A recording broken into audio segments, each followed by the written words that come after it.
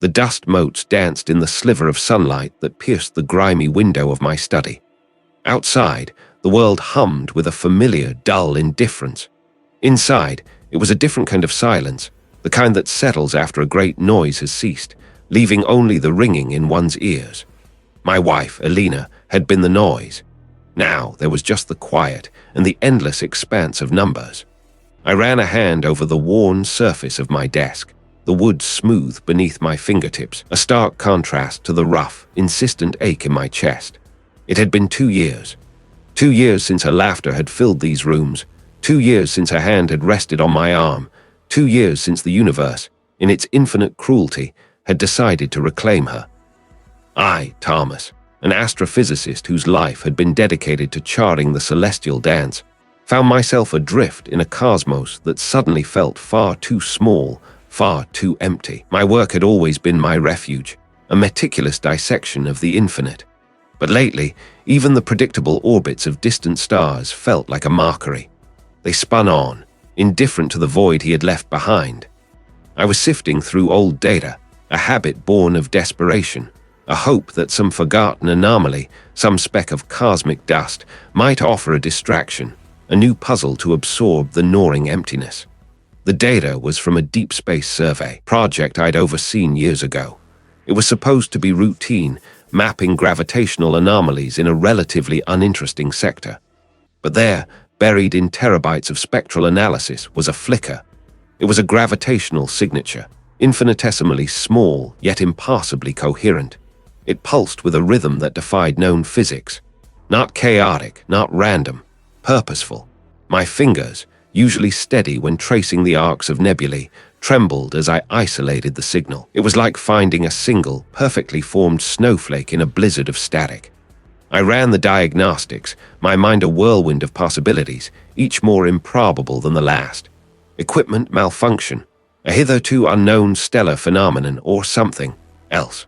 The thought, unbidden, slithered into my consciousness. Days bled into nights. The dust motes continued their silent ballet, oblivious to the tempest brewing within me. The signal, however, was real. It was persistent, and it was growing subtly in intensity. I began cross-referencing. I pulled data from other observatories, other surveys. The same anomaly, faint but undeniable, appeared in disparate datasets spanning years. It was not a local phenomenon. It was everywhere.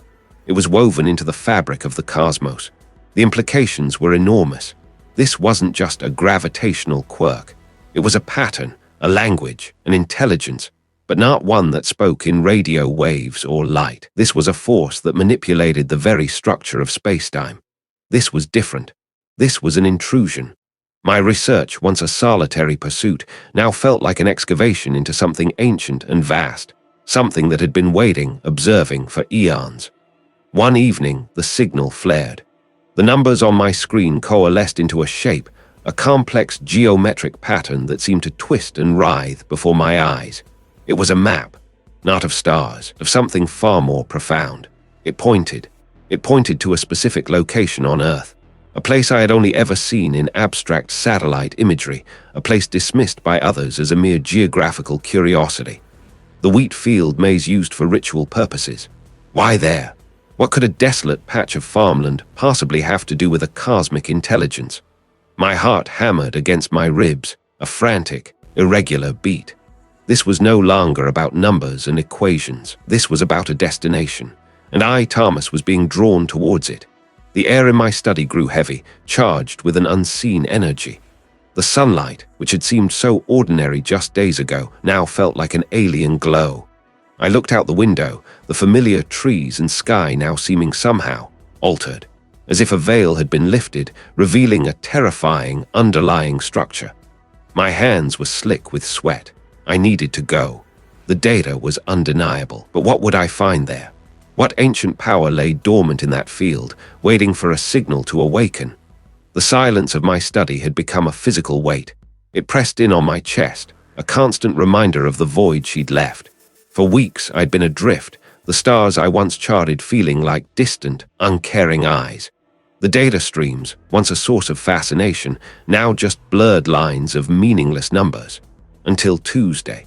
It was a Tuesday like any other, the sky a washed-out grey, the air thick with the scent of damp earth. I was sifting through archived spectral analyses, a task I'd assigned myself to avoid the gnawing emptiness, when it appeared again. A whisper in the data, not a glitch, not a stray photon. This was different. A pattern so infinitesimally subtle it would have escaped anyone else. But I knew this noise. It was a disruption, a ripple in the fabric of space-time that shouldn't exist. My fingers, usually clumsy and hesitant, suddenly moved with a frantic purpose. I isolated the anomaly, tracing its path through the vast ocean of information. It was faint, barely a tremor, but it was there, and it was growing. I spent the next 3 days in a self-imposed isolation, fueled by lukewarm coffee and a gnawing curiosity that was slowly, terrifyingly, pushing aside the grief. My colleagues at the observatory noticed my absence, I'm sure. I ignored them. The world outside my study had ceased to matter. Only the numbers mattered. Only the whisper in the data. It wasn't just a ripple anymore. It was a wave. The anomaly had intensified, coalescing into a distinct, undeniable signature. I ran the analysis again, my breath catching in my throat. The parameters were impassable. The energy output, the sheer scale of the distortion, it defied every known law of physics. This wasn't just a quirk of the universe. It was a deliberate act. It was a primal fear, the kind that crawls into my bones and freezes my marrow. My hands trembled as I pulled up the astronomical charts. I cross-referenced the anomaly's location with known celestial bodies, with gravitational lensing events, with anything I could think of. Nothing. What if it wasn't coming from out there? What if it was closer? Much, much closer. My gaze swept across the maps of Earth, my fingers tracing coastlines, mountain ranges, plains. I zoomed in on rural areas, places where human interference was minimal. My eyes landed on a region I'd only seen on satellite imagery, a vast expanse of farmland in the Midwest. And within it, a peculiar geometric pattern, stark against the natural undulation of the land. The wheat field maze used for ritual purposes. I dismissed it as an oddity, a bizarre piece of agricultural art or some obscure local tradition. But now, the spectral signature I was tracking seemed to be emanating from that precise location. It was absurd, preposterous, yet the data was screaming it at me. The sheer improbability of it all was what made it so compelling. I booked a flight, telling no one where I was going or why.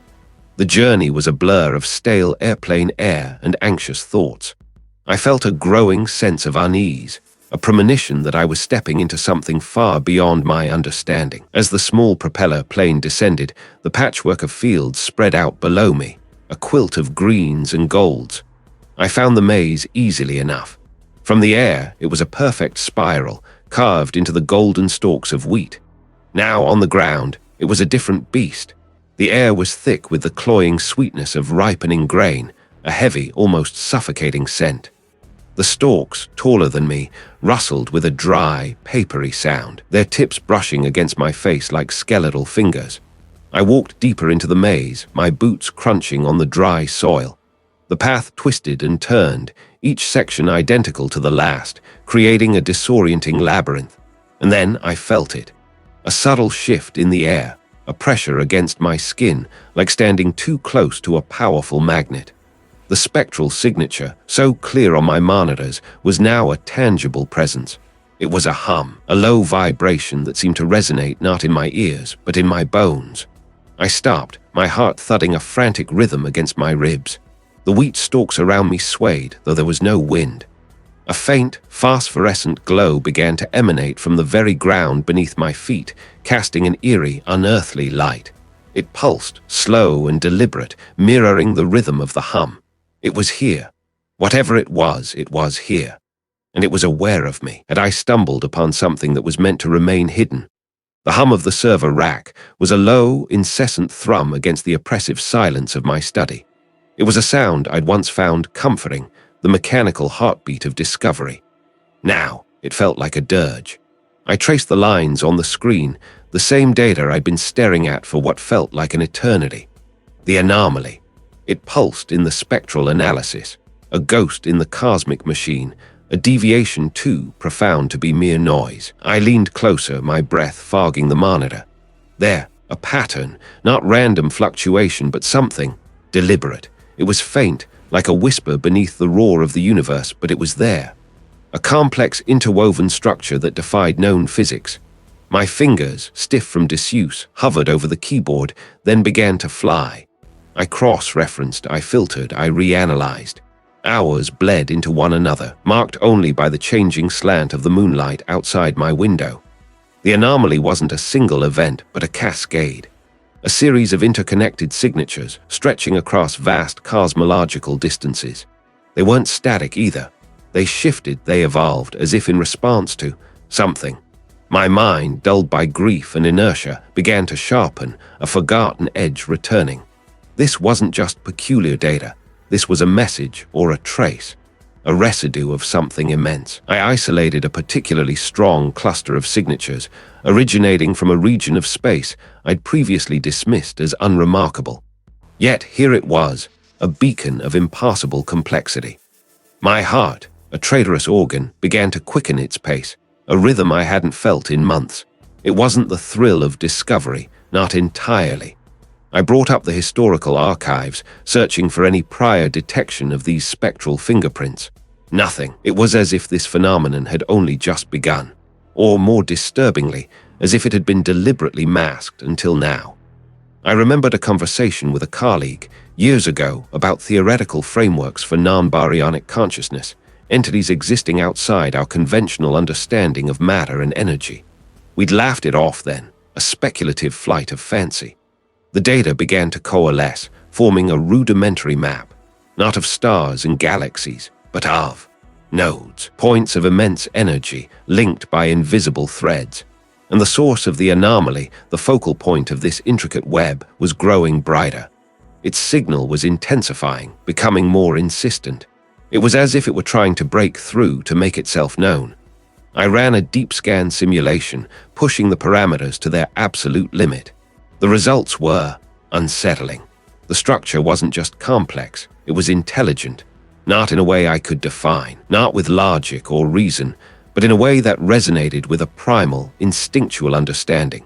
It was like looking at a fractal pattern, infinitely detailed, infinitely recursive, and at its center, a growing concentration of intent. My hands trembled as I pulled up the terrestrial correlations. Was there any chance this cosmic phenomenon had a local manifestation? A faint hope, a desperate grasping for something tangible in the face of the incomprehensible. I searched for energy signatures, for gravitational anomalies, for anything that might hint at an earthly echo. Then I found it. A faint, almost imperceptible disturbance in the planetary magnetic field, originating from a very specific, very remote location. It was almost trivial, easily dismissed as atmospheric interference. It was a single point, a single thread in the vast, alien tapestry.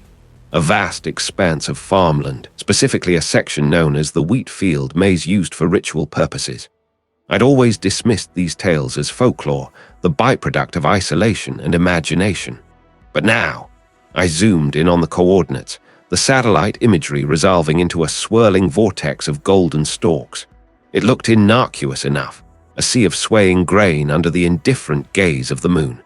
But the energy readings, faint as they were, pulsed in time with the cosmic anomaly. It was a nexus, a point of convergence. The air grew heavy, thick with an unseen presence. The hum of the server rack seemed to falter, then surge, as if reacting to an external stimulus. The patterns on the screen flickered, the intricate lines of the anomaly momentarily twisting into something grotesque, something that hinted at a vast, indifferent hunger. My gaze snapped to the window. The trees in my garden, usually familiar silhouettes, appeared to writhe, their branches reaching like skeletal fingers. A faint, almost inaudible sound, like dry leaves skittering across stone, seemed to emanate from the very walls of my study. Was it my imagination, amplified by exhaustion and fear? Or was something reaching back? Did this ancient intelligence, this cosmic consciousness, even perceive me as a distinct entity, or merely as a speck of dust on a world it was now turning its attention towards? The data was no longer just numbers and graphs. It was a warning, and the warning was growing louder.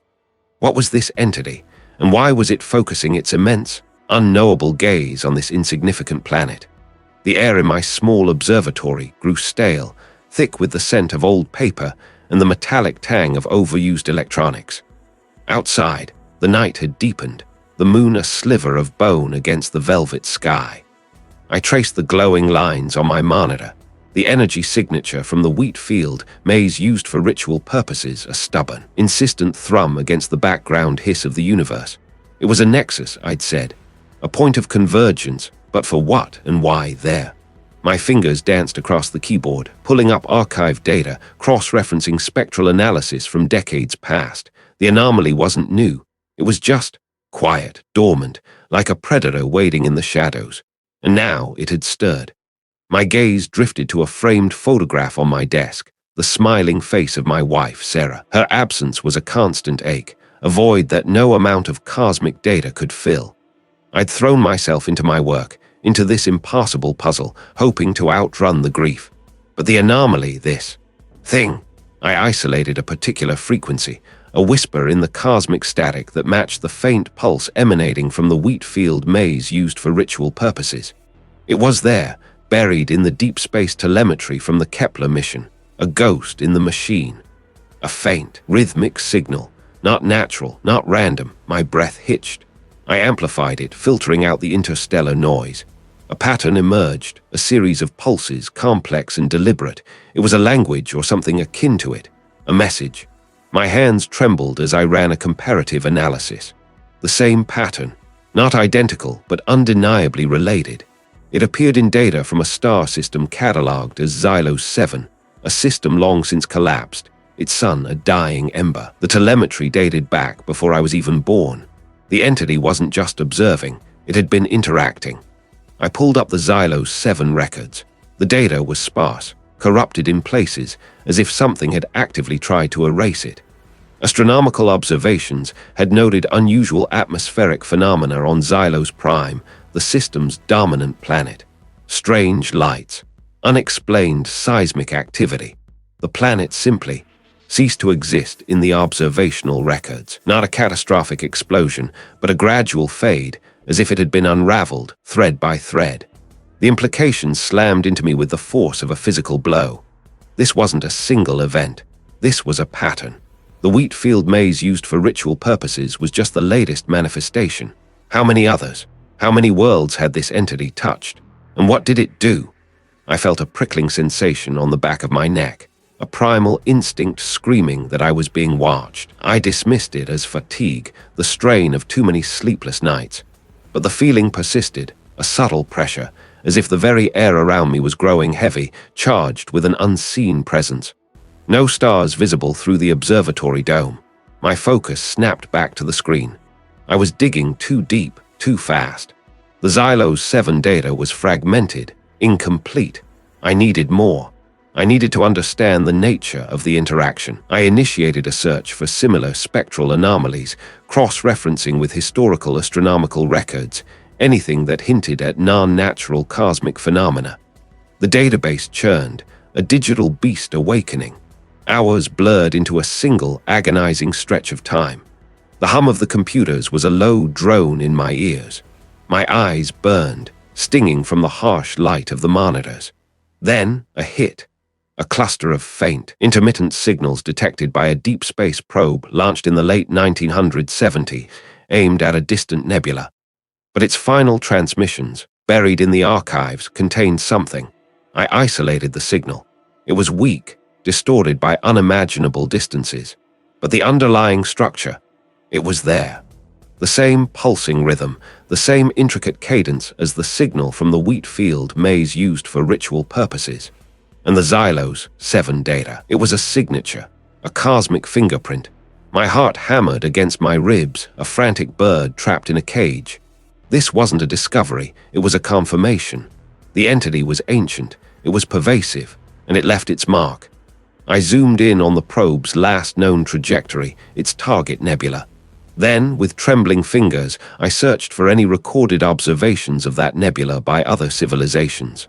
The nebula. It was associated with a series of cryptic legends from a long-extinct species, the Lumina. whose ruins had been found on a moon orbiting a gas giant in a neighboring galaxy. Their final transmission spoke of a great silencing, of a cosmic tide that washed away stars. I stared at the spectral data, the pulsing rhythm of the Lumina's final lament echoing the signals from the wheat field maze used for ritual purposes. The entity hadn't just interacted with Xylos Prime, and it had, somehow, imprinted its signature onto the very fabric of spacetime, a haunting echo across galaxies and millennia. Why was it here now? What did it want with Earth? The data on my screen seemed to swim before my eyes, the golden stalks of the wheat field, maze used for ritual purposes, superimposed over the dying embers of Xylos 7 and the silent ruins of the Lumina. Was this an awakening, or a prelude to an ending? The hum of the server room was a familiar thrum against my bones, a constant companion in my isolation. Dust motes danced in the single shaft of light from the grimy window, a universe unto themselves, indifferent to the cosmic dread unfurling on my monitors. The Lumina's final transmission, the Xylos Prime anomaly, each piece, sharp and jagged, refused to fit, until now. I traced the energy signature, a faint, shimmering scar across the data streams. It pulsed with a rhythm that was both alien and disturbingly familiar. It wasn't just a signature, it was a pattern, a key. And then it clicked, the resonance frequency. The Lumina hadn't just been silenced, it had been altered. Its very essence, its celestial song, had been retuned. By what? My fingers flew across the keyboard, pulling up archival data.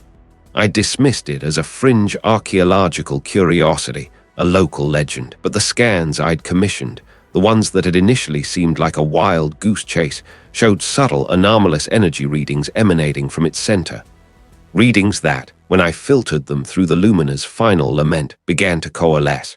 The same alien resonance. The same subtle, terrifying hum.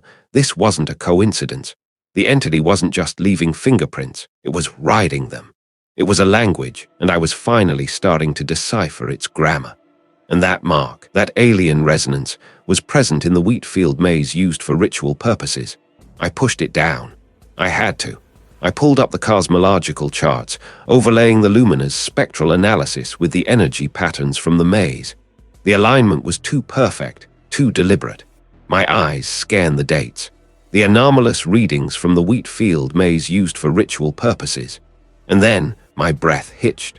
A date circled in red on my personal calendar. A date I tried to forget. A date that marked the anniversary of Sarah's accident. But it wasn't just an anniversary.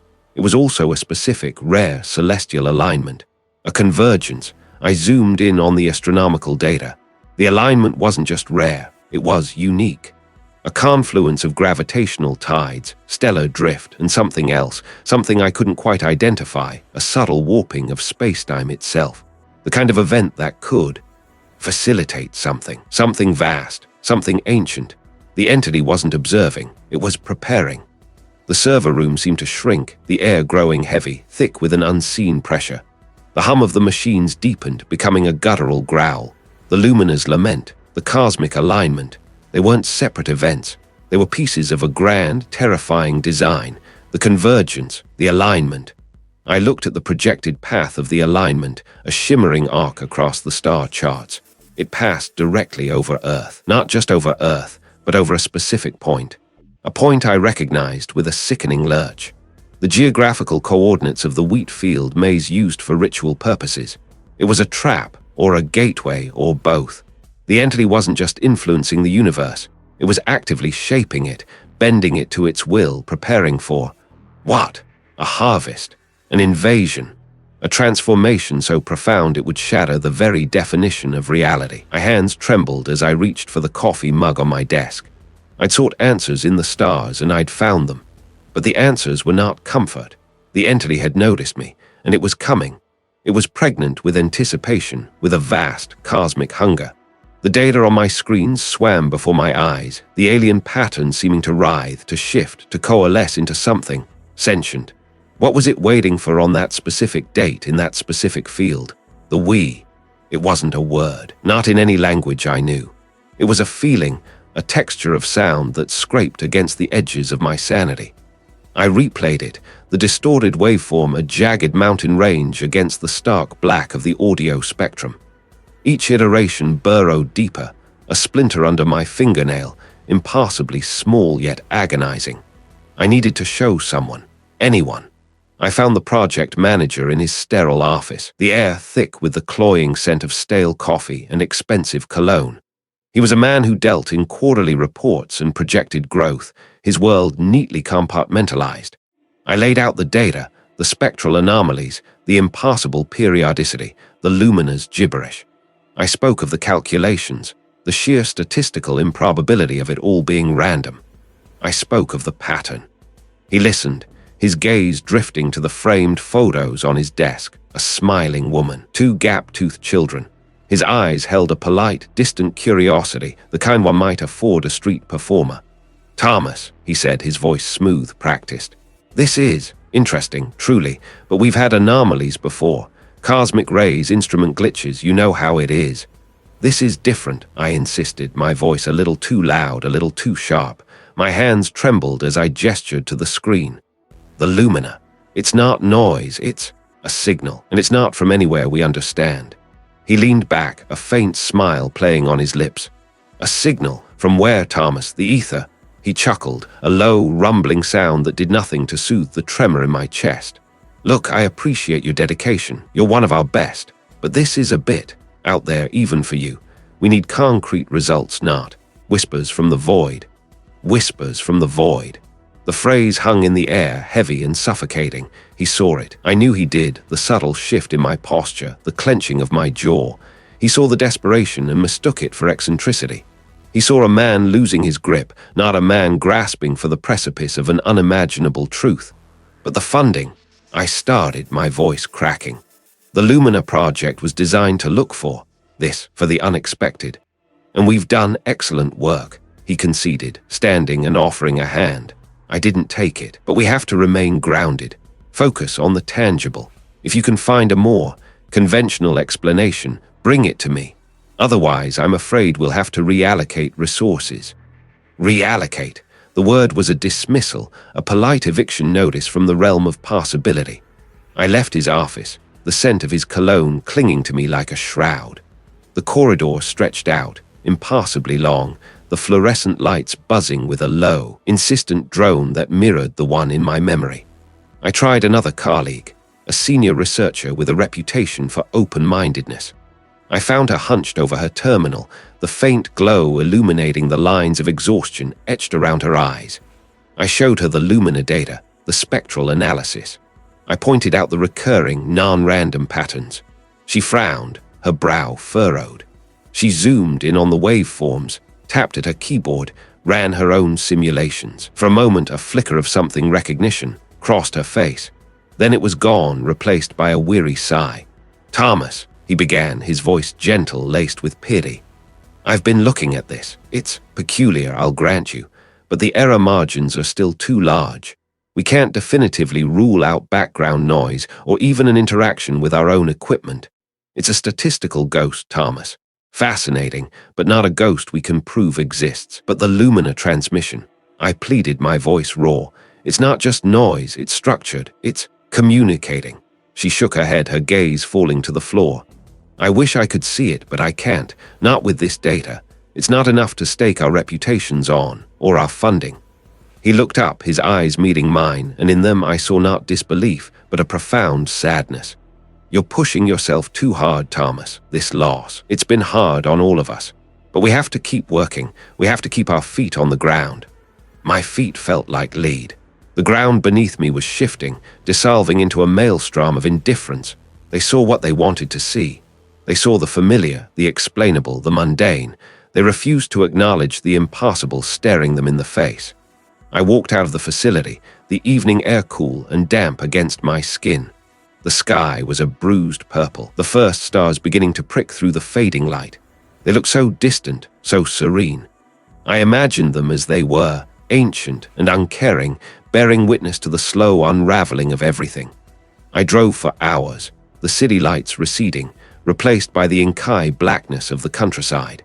I had a place in mind, a place I'd only read about in hushed academic circles, a place whispered about in conjunction with fringe theories and forgotten folklore. They said the land there was sensitive, responsive. I didn't know what I was looking for, only that I had to go, had to feel something other than the crushing weight of their disbelief. The air grew heavy, not with mist, but with something else. A pressure, a palpable stillness that vibrated with an unseen energy. The ground beneath my worn boots felt unnervingly soft, yielding. I stopped, my breath catching in my throat. The wheat, impassably tall, pressed in from all sides, their dry heads brushing against my face, their stalks cool and slightly rough against my exposed skin. Had I come to the right place? The air tasted like static. Not the faint tingle of a storm on the horizon, but a deep, grinding hum that vibrated in my teeth. I'd driven for hours, the city lights shrinking to distant embers behind me.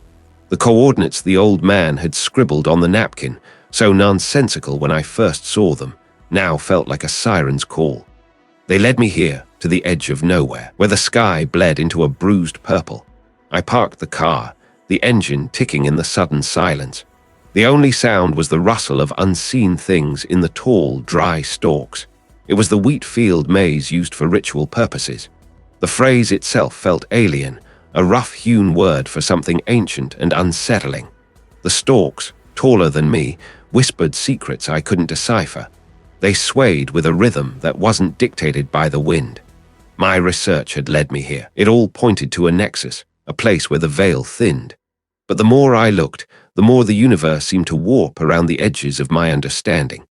My wife, Elena, her laughter, her warmth, it all felt like a dream I was slowly forgetting. This terrifying expanse of possibility was what remained. I stepped out of the car. The ground was soft, yielding beneath my worn boots. The stalks brushed against my arms, a dry, papery touch that sent shivers down my spine. The smell was peculiar, earthy, yes, but with an undercurrent of something metallic, something sharp and acrid like burnt ozone. It clung to the back of my throat. I walked, my steps uncertain. The stars, usually my solace, were different tonight. They seemed closer, brighter, and wrong. They pulsed with a sickly luminescence, as if seen through a corrupted lens. A low thrumming began, subtle at first, then growing. It wasn't a sound I heard with my ears, but a vibration that resonated through my bones. My chest tightened. My breath hitched. It felt like the universe was exhaling, a slow, drawn-out sigh of immense cosmic weariness.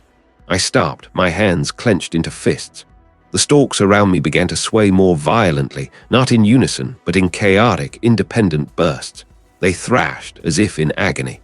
The air grew heavy, charged with an unseen force. I could feel it pressing against my skin, a tangible weight that made it difficult to move.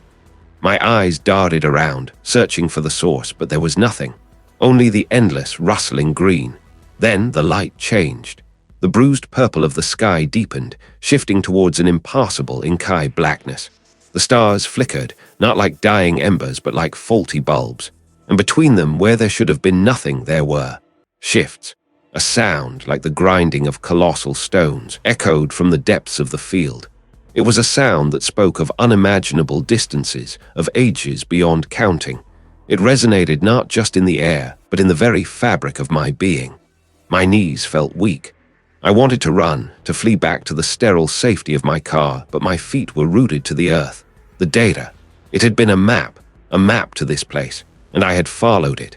I had walked right into the heart of something ancient and unfathomable. The entity. It wasn't just observing. It was here, manifesting. The cosmic patterns weren't just data. They were its thoughts, its dreams, its slow, inexorable will. And it was reaching out. A single stalk directly in front of me began to glow. It vibrated with the same thrumming I felt in my bones.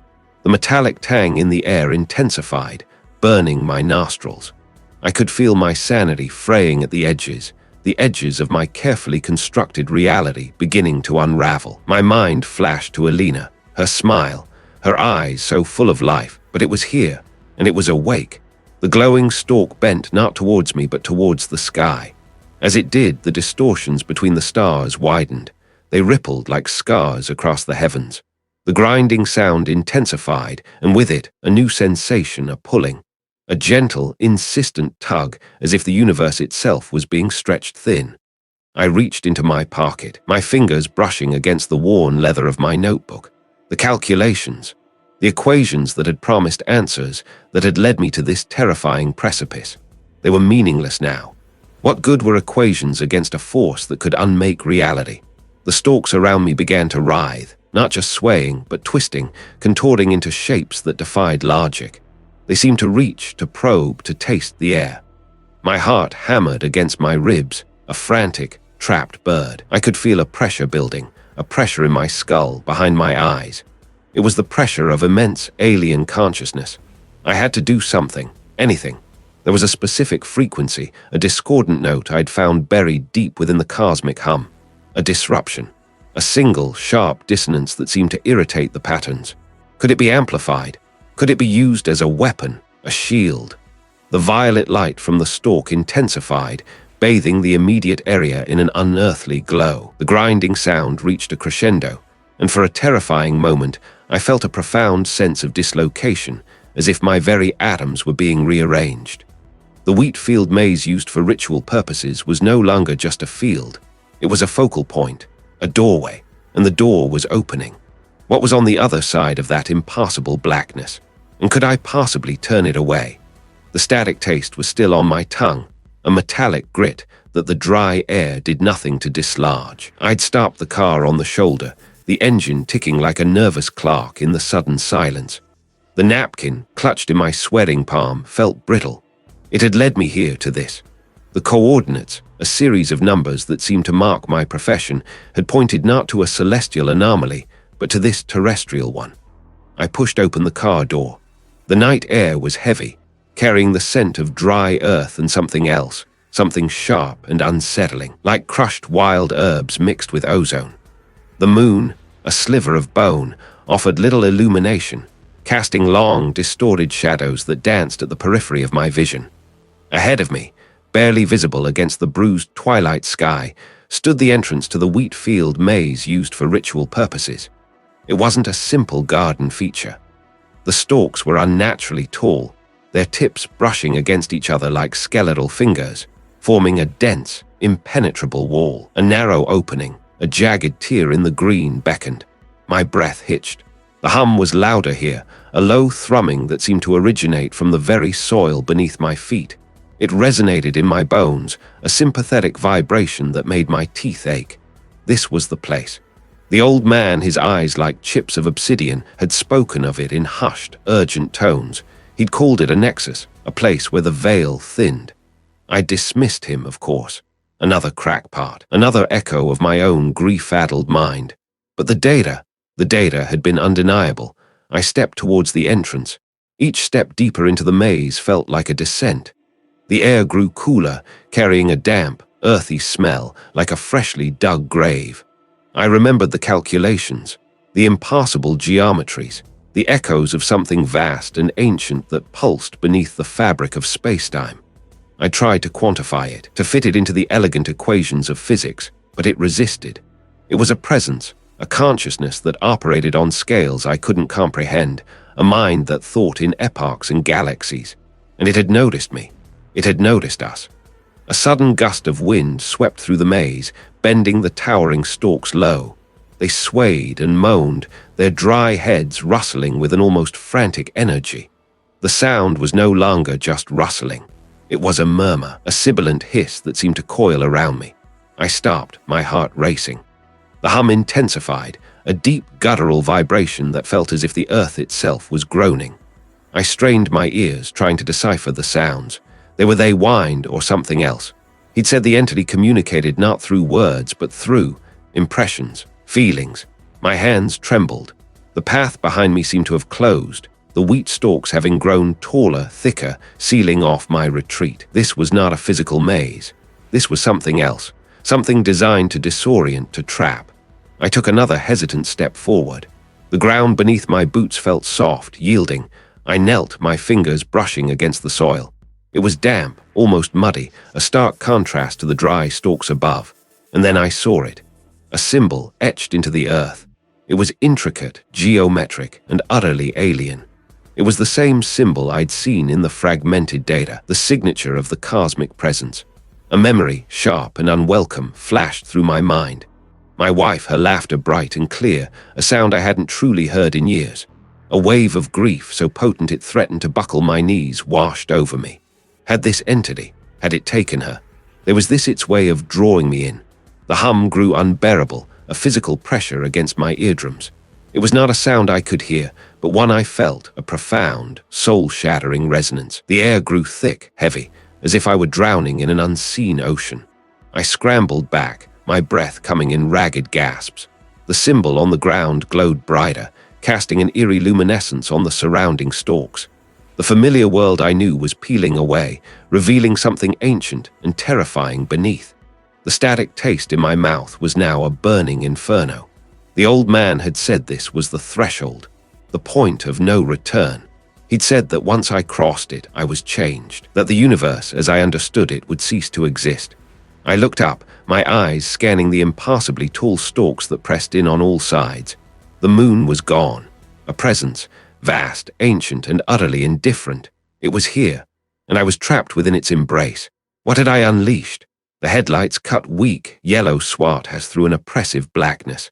I'd driven for hours, the coordinates from the napkin burning a hole in my thoughts. They'd pointed me away from the city, away from the familiar hum of civilization, towards a place I'd only ever seen on grainy satellite images. The wheat field maze used for ritual purposes. It was said to be ancient, a scar on the earth that predated any recorded history. The air grew colder as I approached, a damp chill that seeped through the car's frame, raising gooseflesh on my arms. The engine died with a final, shuddering sigh. Silence descended, thick and suffocating. I killed the lights, the smell of damp earth and something else. Something metallic, like old blood, filled my nostrils. It was a smell that spoke of things buried deep, of forgotten sacrifices. My hands trembled as I opened the car door. The crunch of gravel under my boots sounded unnaturally loud. I stood at the edge of the wheat field maze used for ritual purposes. The stalks, unnaturally tall and still, formed walls that disappeared into the Inkai blackness. I stepped inside. The stalks brushed against my face, cool and papery. They seemed to coil around me, an insidious embrace. My heart hammered a frantic rhythm against my ribs. This was it. I pushed deeper, the path twisting and turning, each junction identical to the last. The rustling intensified, growing from a whisper to a low, sibilant murmur. It felt like 1,000 unseen eyes were watching, their gazes like pinpricks of ice against my skin. It pulsed softly, drawing me forward. The air grew heavy, charged with an unseen energy that made the fine hairs on my arms stand on end. My breath hitched. Every instinct screamed for me to turn back, to flee, but the same force that had drawn me here, the gnawing need for answers, for understanding, propelled me onward. I emerged into a clearing. The light emanated from the center, a swirling vortex of pure, unadulterated cosmic energy. It wasn't just light, it was presence, a vast, ancient consciousness laid bare. The wheat stalks formed a perfect circle around it, their tips bowed as if in supplication. I could feel it, not with my ears, but with my very bones, a low thrumming that resonated deep within my core. And then I saw it. Not a physical form, but a manifestation within the light, a geometric impassibility that shifted and reconfigured itself with every beat of my frantic heart. It was the source of the anomalies, the architect of the cosmic static. It was beautiful in a terrifying alien way, a beauty that promised annihilation. I understood now. The universe wasn't empty. It was teeming, crawling with entities beyond our wildest nightmares. And this one, this colossal, indifferent intelligence had noticed us. Not as a threat, not as an equal, but as a curiosity. My research, my obsession, had been a beacon. I had called to it unknowingly. A wave of profound loneliness washed over me, deeper than any grief I'd ever known. My wife, her memory, felt like a distant star, its light still reaching me, but the source long extinguished. I was a mote of dust, insignificant. And yet here I was, privy to the universe's deepest, most terrifying secret. The light intensified, not with heat, but with an overwhelming sense of knowing. It felt as if it was sifting through my mind, cataloging my every fear, my every regret. My life, my work, my very essence, reduced to data points in its unfathomable calculus. There was no malice in it, no intent I could comprehend, just an immense, all-consuming awareness. My body felt heavy, anchored to the ground. The rustling of the wheat stalks ceased. A new silence fell, more profound than any before, a silence that felt like the universe holding its breath. The geometric impassibility within the light shifted, its countless facets aligning. It was, acknowledging me. The clearing felt empty yet charged. The wheat stalks stood tall and silent once more, their secrets held close. I was left standing alone, the cosmic dust still clinging to my soul. The knowledge was a poison, a terrible gift. The universe was not ours. It belonged to them, and they were here. What would they do next?